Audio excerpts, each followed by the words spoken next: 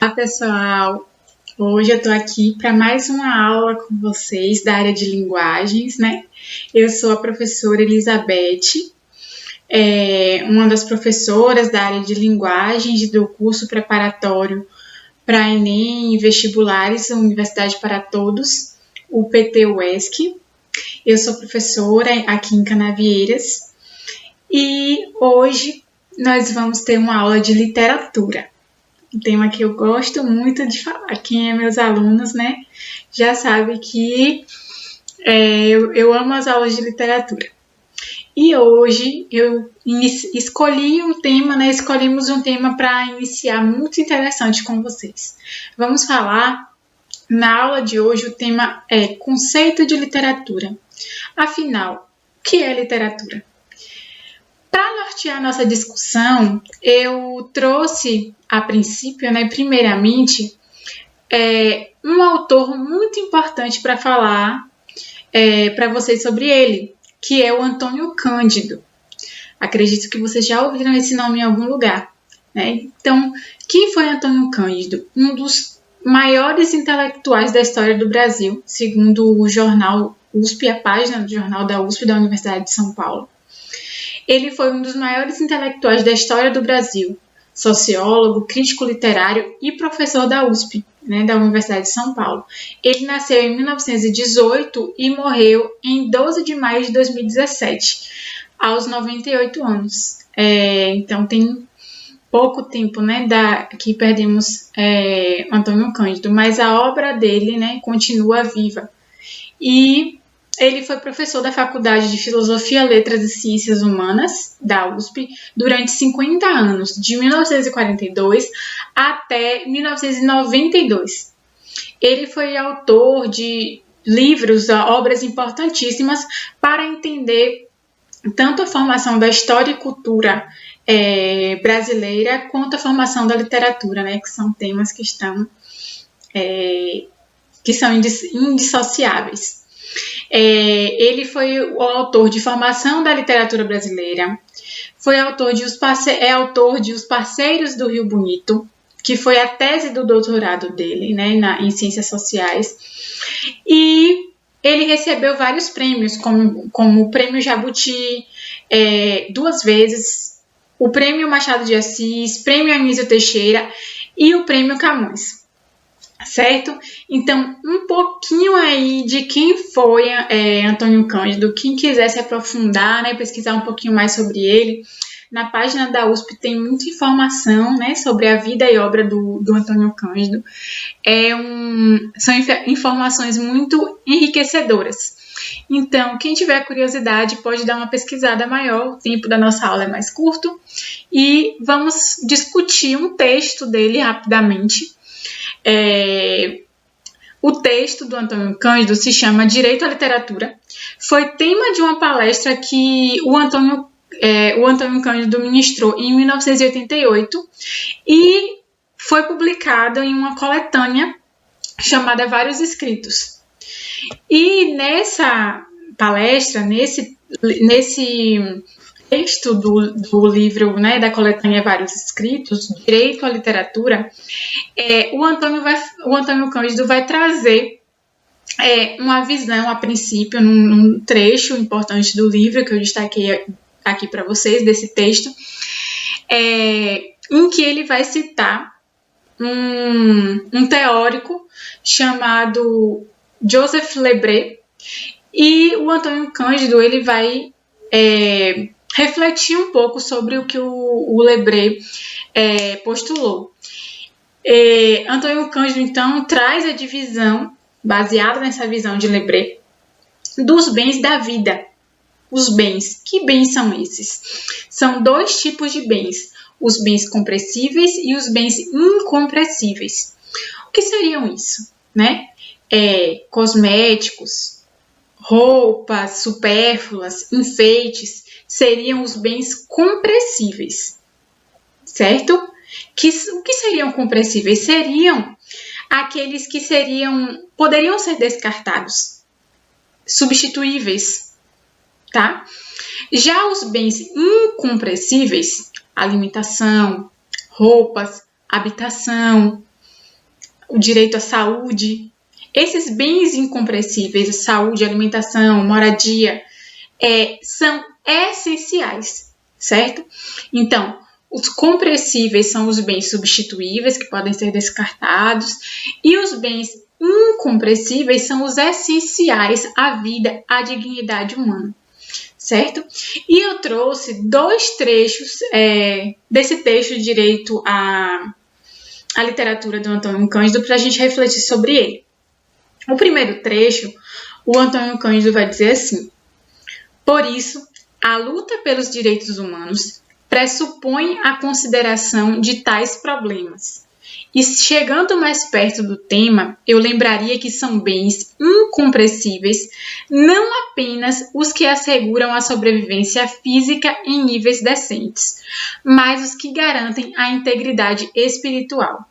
São incompressíveis certamente a alimentação, a moradia, o vestuário, a instrução, a saúde, a liberdade individual, o amparo da justiça pública, a resistência à opressão, etc. E também o direito à crença, à opinião, ao lazer e, por que não, à arte e à literatura. O que o Antônio Cândido traz aqui nesse trecho, gente? O Antônio Cândido traz aqui nesse texto aqueles direitos essenciais, os direitos humanos, esses bens incompressíveis. São todos esses direitos que garantem a integridade física, mas também é o que ele chama de integridade espiritual, o direito ao lazer, o direito à arte, à literatura. Vamos pensar nesse momento de pandemia, como muitos alunos, muitos professores, toda a comunidade, mas falando especialmente para alunos e professores, que é da nossa comunidade de fala mais próxima, que esse vídeo vai ser alcançado. Como que afeta esse momento de pandemia? Estarmos em casa, vermos as pessoas adoecendo. Imaginem se a gente só assistisse noticiários, se a gente não pudesse ler um livro, escutar uma música. Muitas vezes é que a gente vai para essa alternativa, vamos tirar um pouquinho o noticiário. Também assistir o noticiário, ficar informado, mas num certo ponto. Você vai ler um livro, você vai assistir a um filme, ver uma imagem, uma obra de arte. Isso é um direito humano essencial. É disso que o Antônio Cândido está falando. Tem uma música, se eu não me engano, que fala assim, a gente não quer só comida. É um direito nosso.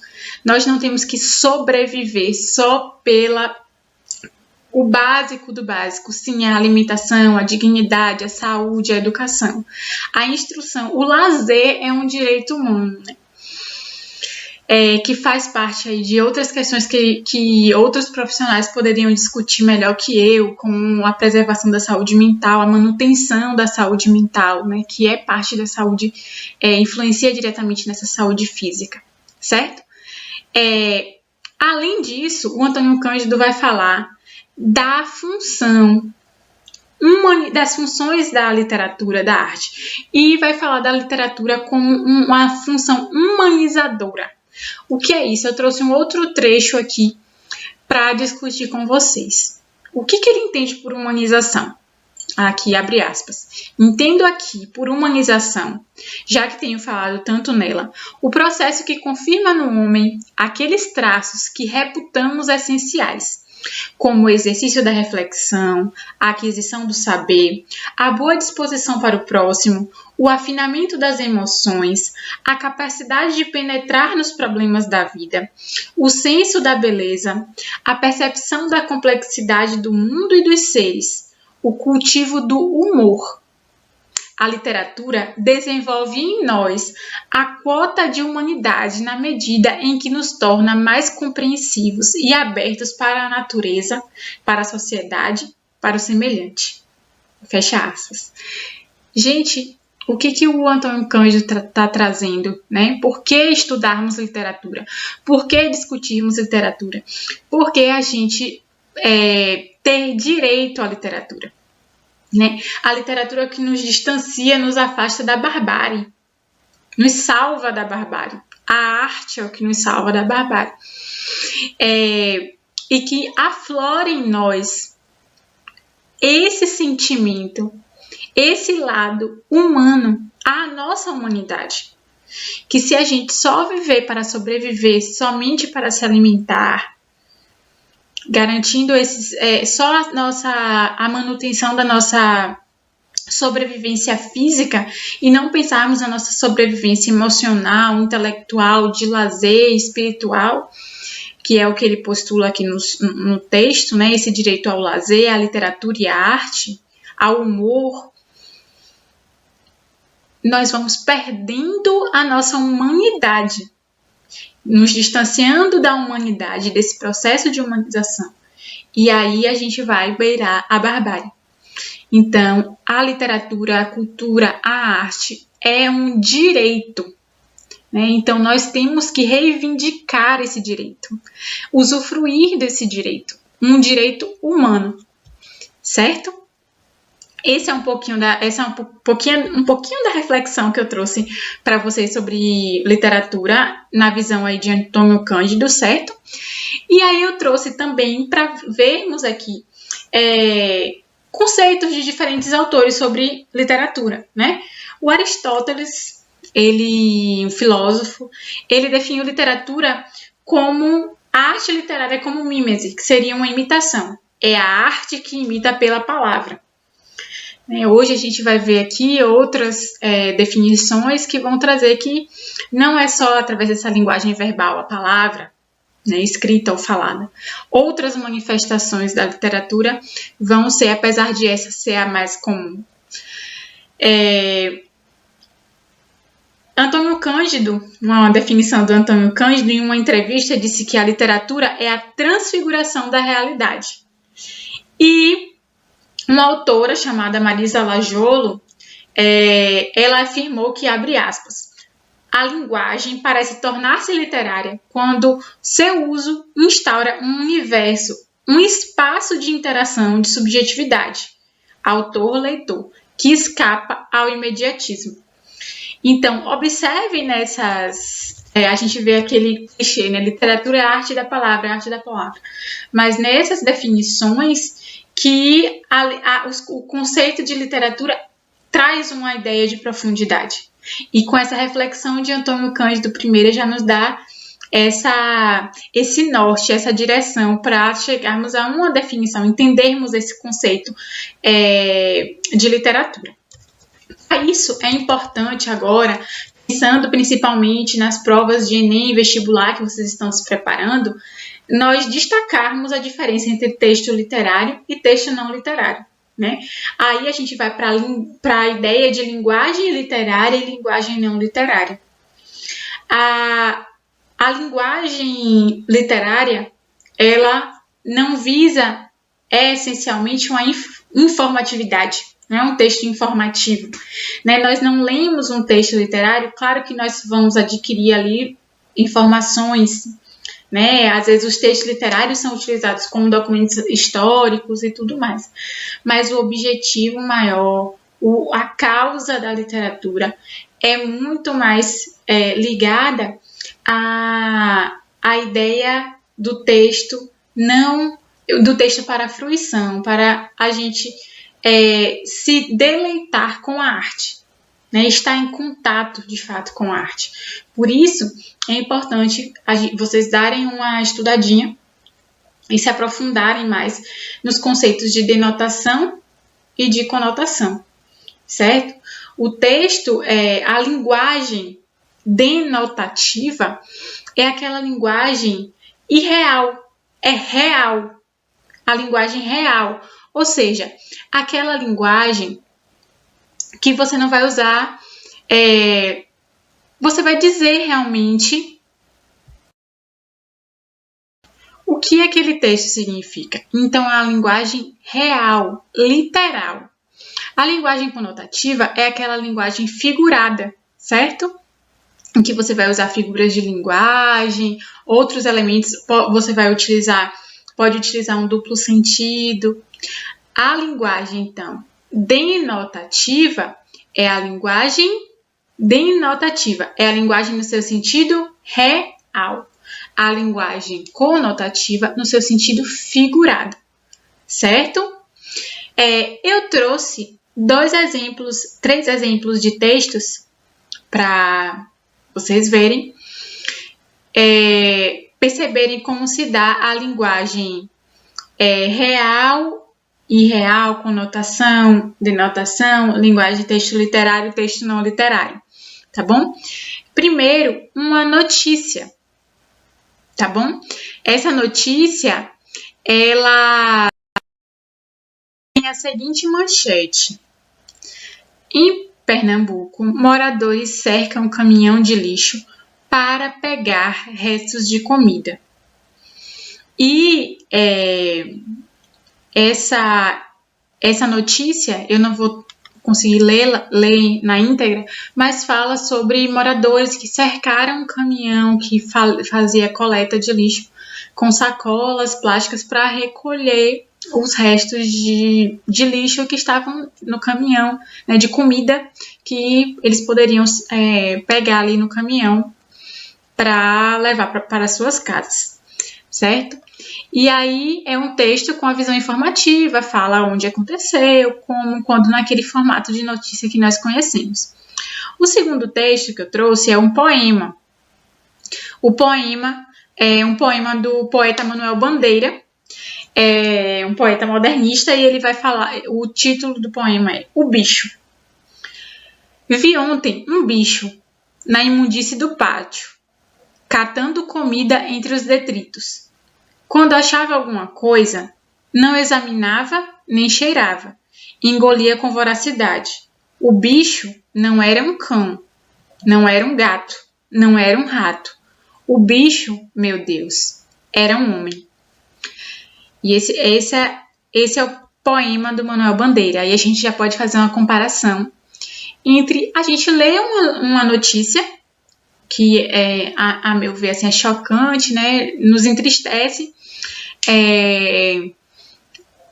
de moradores que precisam estar nessa situação, né? Tem os seus direitos humanos negados, o direito à alimentação, e recorrem ao caminhão de lixo, aos dejetos ali para recolher algum alimento. E aqui nós temos um poema do Manuel Bandeira, em que ele traz essa realidade a partir da visão da sua visão, utilizando a linguagem literária, né? Esse verso final traz muito o nosso sentimento diante da notícia. O bicho, meu Deus, era um homem, né? Como que a falta, olha o que o Antônio Cândido falou também, o distanciamento, a falta de garantia desses direitos nos distancia desse processo de humanização, né? Da nossa dignidade humana, certo? E um outro trecho é o trecho do diário, né, do livro Quarto de Despejo, da Carolina Maria de Jesus. Carolina Maria de Jesus diz assim no trecho: quando estou com pouco dinheiro, procuro não pensar nos filhos que vão pedir pão, café. Desvio meu pensamento para o céu. Penso, será que lá em cima tem habitantes? Será que eles são melhores que nós? Será que o predomínio de lá suplanta o nosso? Será que as nações de lá é variada igual aqui na Terra? Ou é uma nação única? Será que lá existe favela? E se lá existe favela, será que quando eu morrer, eu vou morar na favela? Carolina Maria de Jesus, em Quarto de Despejo, 1960. Observem, né? Aí já é um texto ensaístico, um diário, né? Um texto também literário. Faz parte dos gêneros literários também esse tipo de texto, tá? Na nossa próxima aula de literatura, eu vou aguardar vocês. Observamos agora a diferença, né? Como que se apresenta a linguagem literária, né? O que é o texto literário. Na próxima aula vamos falar um pouquinho sobre os gêneros literários, né? A diferença entre eles, suas características. Quem assistiu essa aula de hoje, vocês que estão vendo a aula de hoje, já viram aí como que a linguagem, os textos, né, não literários, e nesses textos que nós lemos aqui, o poema, o diário, como que a linguagem ela causa efeitos de sentido diferentes em nós, né, leitores. Tá bom, gente? Essa foi mais uma aula nossa. Espero que na próxima aula vocês acompanhem para a gente falar um pouquinho sobre gêneros literários, certo? Muito obrigada!